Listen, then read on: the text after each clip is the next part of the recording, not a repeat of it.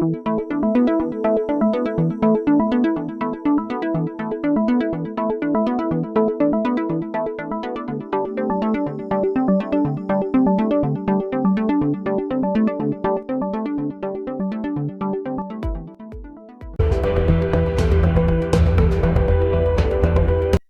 pagi pemirsa, senang sekali saya Dwi Andika Prasetyo dapat menemani Anda selama 30 menit ke depan dalam Limau News. Kami hadir dengan beragam informasi yang penting, aktual, dan tentunya menarik untuk mengawali hari Anda. Berikut rangkaian informasi yang sudah kami rangkum hanya untuk Anda hari ini. Diguyur hujan deras, Jakarta macet parah. Mangkrak lebih dari 20 tahun, akankah dibenahi? Pemirsa, upaya normalisasi kali baru di Tambun Selatan, Kabupaten Bekasi terus menunjukkan progres signifikan. Setelah penutupan bangunan liar sepanjang bantaran kali, kini pengerukan sedimentasi tengah berlangsung intensif.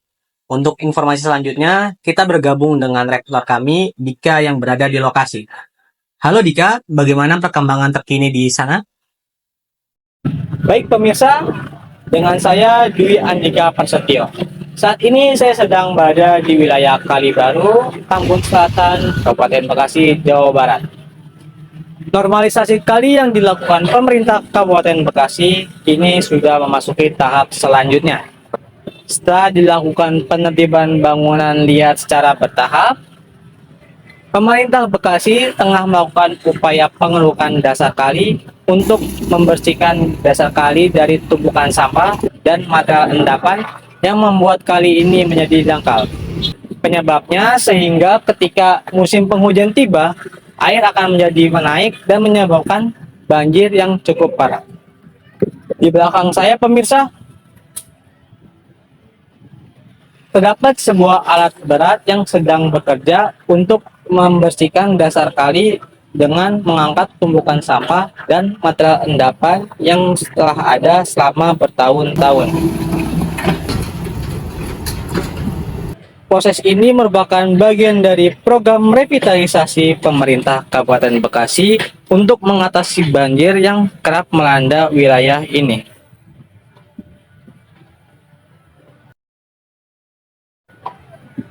Pemerintah Kabupaten Bekasi berencana melakukan pengurukan ini selama 2 minggu ke depan.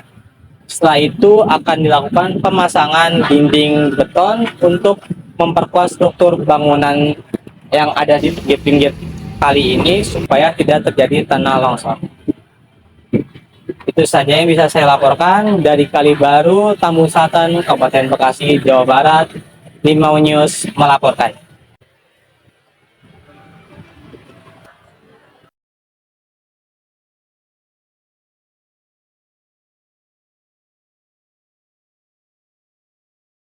Terima kasih Dika atas laporan Anda. Semoga upaya normalisasi kali ini berjalan lancar dan memberikan manfaat nyata bagi warga Tambun Selatan.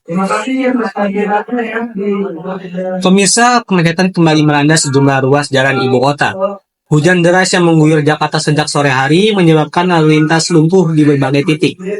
Puncak kepadatan terjadi bertepatan dengan jam pulang kerja yang memicu antrian kendaraan yang mengular panjang. Kepadatan terlihat di ruas jalan Gatot Subroto, Jalan Pejompongan Raya, dan kawasan Semanggi. Arus lalu lintas tersendat akibat volume kendaraan yang tinggi, ditambah hujan intens yang membatasi jarak pandang serta memperlambat laju kendaraan. Beberapa titik juga dilaporkan tergenang air, terutama di jalan-jalan yang minim drainase. Kendaraan roda 2 tampak kesulitan melintasi jalur yang tergenang, sementara kendaraan roda 4 mengular dalam antrian yang panjang.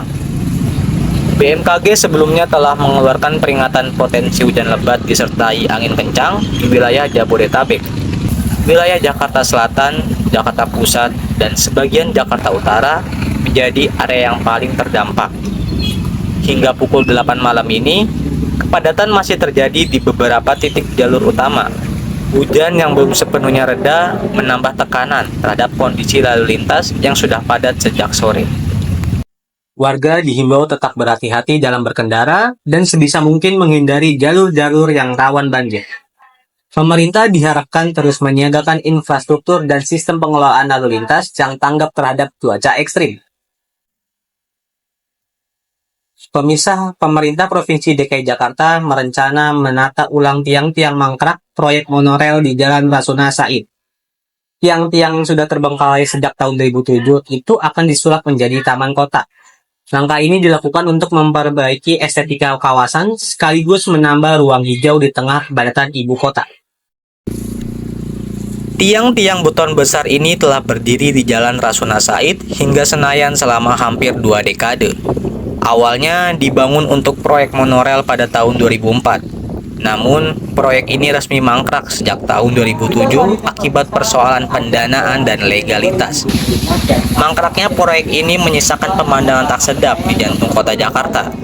Selain dianggap merusak estetika kota, kehadiran tiang-tiang ini juga mempersempit ruas jalan dan berkontribusi terhadap kemacetan. Untuk mengatasi permasalahan tersebut, Gubernur DKI Jakarta Pramono Anung merancang penataan ulang dan konsep taman kota. Tiang-tiang ini akan dijadikan taman vertikal yang sekaligus menjadi penghijauan kawasan. Dinas Pertamanan dan Hutan Kota bersama Dinas Bina Marga ini sedang merancang desain teknis. Selain memperindah kota, taman vertikal ini juga diharapkan mampu menurunkan suhu lingkungan dan memperbaiki kualitas udara Jakarta. Dengan penataan ini, Pemprov DKI berharap Jakarta tetap tampil layak meski status ibu kota telah berpindah ke Nusantara. Tiang-tiang yang dahulu menjadi simbol proyek gagal, kini akan disulap menjadi ruang hijau yang bermanfaat bagi warga. Pemprov DKI diharapkan segera merealisasikan program ini untuk menciptakan ruang hijau yang lebih fungsional. Pemirsa, akhir pekan ini Jakarta kembali diramaikan oleh gelaran kuliner yang sayang untuk Anda lewatkan. Kali ini, kawasan Blok M Square disulap menjadi pusat perayaan budaya dan cita rasa khas Minangkabau lewat Festival Food Fest Jam Gadang 2025. Puluhan makanan otentik dari ranah Minang hingga pertunjukan budaya hadir memanjakan para pengunjung. Untuk informasi lengkapnya, kita akan bergabung dengan reporter kami, yaitu Dika, yang sudah berada di lokasi. Silakan Dika. Bisa, suasana malam hari di Blok M Square kali ini terasa sangat berbeda. Di belakang saya terdapat Festival Food Fest Jam Gadang 2025 yang hadir menghadirkan berbagai macam makanan khas dari Minangkabau seperti rendang, soto padang, sate padang, balua, dan lain-lain yang akan menggugah selera bagi para pengunjung yang datang pada festival ini. Festival yang digelar pada hari ini menjadi daya tarik tersendiri bagi padatnya aktivitas ibu kota. Selain kelezatan makanannya, festival ini juga menghadirkan berbagai macam tarian tradisional, musik tradisional yang akan budaya dari Minangkabau. Yuk ikutin keseruan saya pada hari ini.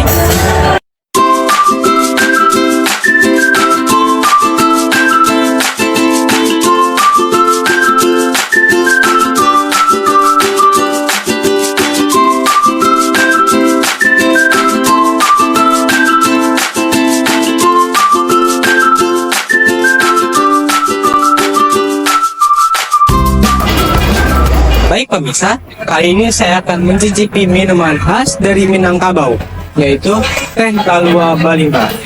Yuk, ikuti saya.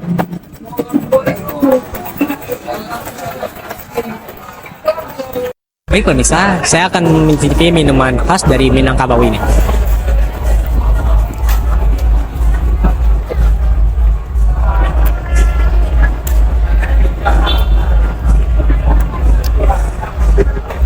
Rasanya enak banget loh kalau bisa. Kalian wajib datang ke tempat ini di festival ini.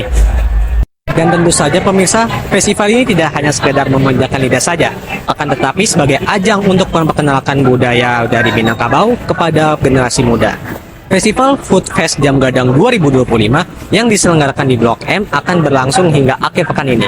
Jadi, pastikan Anda jangan sampai terlewat untuk mencicipi lezatnya makanan khas Minangkabau sambil menikmati suasana ala Sumatera Barat di tengah ibu kota ini. Dari Blok M Square, Jakarta Selatan, saya Dwi Andika Prasetyo, Limau News melaporkan. Baik Dika, terima kasih atas laporannya. Luar biasa sekali ya pemirsa. Tidak hanya memanjakan lidah dengan sajian khas Minang yang menggugah selera, tapi juga memberikan pengalaman budaya yang kaya dan menghibur. Bagi Anda yang ingin merasakan langsung suasana ranah Minang di tengah ibu kota, Festival Food Fest Jam Gadang 2025 masih akan berlangsung hingga 11 Mei 2025. Jangan sampai ketinggalan ya. Berita berikutnya datang dari Jakarta Selatan. Siapa sangka, di tengah padatnya ibu kota, masih ada tempat tersembunyi yang menawarkan suasana tenang dan asri. Bukan cuma tempat nongkrong biasa, tapi juga jadi ruang edukasi dan ekspresi seni. Tempat ini berlokasi di Jakarta Selatan. Tempat ini dikenal dengan nama Semesta Galeri. Semesta Galeri merupakan sebuah ruang kreatif yang memadukan galeri seni, mini zoo, hingga kafe estetik yang instagramable. Cocok banget nih jadi pilihan untuk Anda yang akan menghabiskan akhir pekan bersama keluarga atau teman. Pemirsa, inilah Semesta Galeri, salah satu tempat yang bisa jadi pilihan Anda ingin refreshing tanpa harus jauh-jauh keluar kota. Tempat ini berlokasi di Lebak Bulus, Jakarta Selatan. Tempat ini menyuguhkan suasana yang sejuk dan tenang, cocok buat kalian yang ingin melepas penat dari rutinitas harian. Begitu masuk, pengunjung langsung disambut dengan halaman luas yang dipenuhi dengan pepohonan rindang. Di bagian dalam, Anda bisa menikmati berbagai karya seni dari seniman lokal, termasuk karya seni dari sang pemilik tempat, yaitu Andra Semesta. Tempat ini dibuka sejak tahun 2010 dan sengaja dibuat sebagai ruang terbuka bagi siapapun yang ingin mengenal seni lebih dekat. Uniknya, tempat ini nggak cuma soal lukisan atau instalasi seni saja. Di area belakang terdapat mini zoo kecil yang menjadi tempat favorit anak-anak. Mulai dari kelinci, kambing mini, sampai burung, semuanya bisa dilihat dari dekat. Sambil bermain, anak-anak juga bisa belajar mengenal berbagai jenis hewan secara langsung. Buat kalian yang hobi nongkrong atau foto-foto, tempat ini juga punya kafe yang gak kalah menarik. Dengan konsep outdoor dan nuansa alami, banyak sudut estetik yang cocok jadi latar foto Instagram Anda. Menunya pun cukup terjangkau.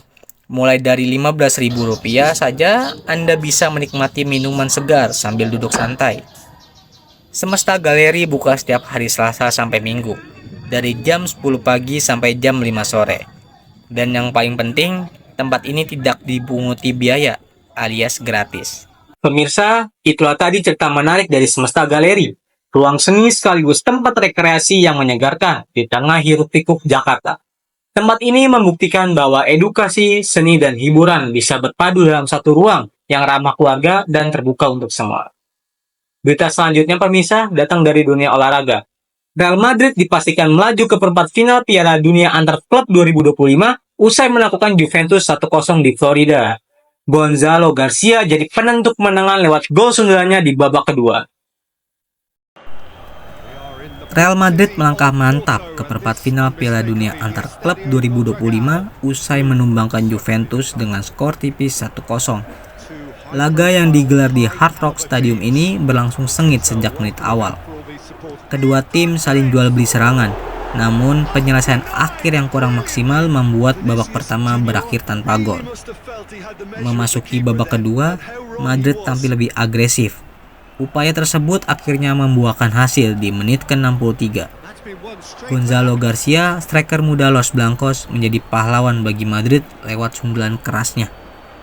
Gol ini menjadi penentu kemenangan Madrid dan juga menjadi sorotan karena Garcia merupakan pemain jebolan akademi yang baru saja dipromosikan musim ini. Performanya mengundang pujian dan digadang-gadang sebagai bintang masa depan El Real. Juventus sebenarnya memiliki beberapa peluang emas, namun lini belakang Madrid tampil sangat solid. Dengan kemenangan ini, Real Madrid melaju ke babak perempat final dan akan berhadapan dengan pemenang laga antara Borussia Dortmund kontra Monterrey. Pertandingan yang diprediksi tak kalah menarik, mengingat semua tim mengincar satu tujuan, yaitu gelar juara dunia klub 2025. Madrid yang sudah mengoleksi 5 trofi Piala Dunia antar klub tentu ingin mempertegas status mereka sebagai raja dunia klub. Namun, perjalanan belum usai. Akankah Madrid kembali mengangkat trofi? Kita nantikan aksinya di laga berikutnya. Berita selanjutnya pemirsa, ajang Piala Presiden 2025 kian menarik perhatian publik. Bukan hanya karena persaingan klub-klub lokal saja, tapi juga kehadiran klub Liga Inggris yaitu Oxford United. Oxford United membawa dua nama besar, Marcelino Ferdinand dan striker naturalisasi timnas Indonesia Ole Romeni. Romeni mengaku antusias bisa kembali tampil di tanah air, bahkan menyebut Jakarta menyimpan kenangan manis saat pertama kali memperkuat Garuda. Kehadirannya diyakini akan menjadi ancaman serius bagi tim lawan. Pemirsa, ajang Piala Presiden 2025 makin memanas. Tak hanya diramaikan persaingan seru antar klub lokal, kini sorotan juga tertuju pada tamu istimewa dari Inggris, Oxford United. Klub yang bermain di kasta ketiga Liga Inggris ini resmi ikut turnamen. Kedatangan mereka langsung jadi kejutan besar bagi pecinta bola Indonesia. Oxford tak datang sendirian. Mereka membawa dua nama besar yang sangat dikenal publik Indonesia. Marcelino Ferdinand, playmaker muda andalan timnas Indonesia, dan Ole Romeni, striker naturalisasi berdarah Belanda yang juga berseragam Garuda. Romeni mengaku sangat bersemangat bisa kembali tampil di Indonesia. Dalam wawancaranya, ia menyebut Jakarta punya tempat spesial di hatinya. Disinilah pertama kali membela timnas. Atmosfer stadion, dukungan fans, serta semangat sepak bola Indonesia, semuanya membuat tak sabar kembali ke lapangan. Sementara itu, Marcelino juga tak kalah siap. Bermain di depan publik sendiri jadi energi tambahan untuk menunjukkan kemampuan terbaiknya. Duet keduanya di lini serang diyakini bakal jadi kombinasi yang sangat mematikan. Cepat, tajam, dan saling paham satu sama lain. Oxford United kini tak hanya jadi tamu undangan, tapi jadi kandidat kuat juara Piala Presiden 2025. Kita nantikan aksi keduanya di lapangan. Dengan duet maut antara Marcelino dan Ole Romeni di lini serang, Oxford United tak hanya menjadi tamu istimewa, tapi juga kandidat kuat juara Piala Presiden 2025. Kita nantikan kiprah mereka di lapangan. Apakah duet antara Eropa Asia ini mampu menggetarkan jala gawang lawan dan mencuri hati publik Indonesia? Pemirsa, berita tadi sekaligus menutup perjumpaan kita pada hari ini. Semoga informasi yang kami sajikan dapat menambah wawasan dan menjadi inspirasi untuk akhir pekan Anda. Saya Dwi Andika Prasetyo bersama tim yang bertugas mengucapkan terima kasih atas kebersamaan Anda. Sampai jumpa kembali di Limau News. Tetap jaga kesehatan dan selamat beraktivitas.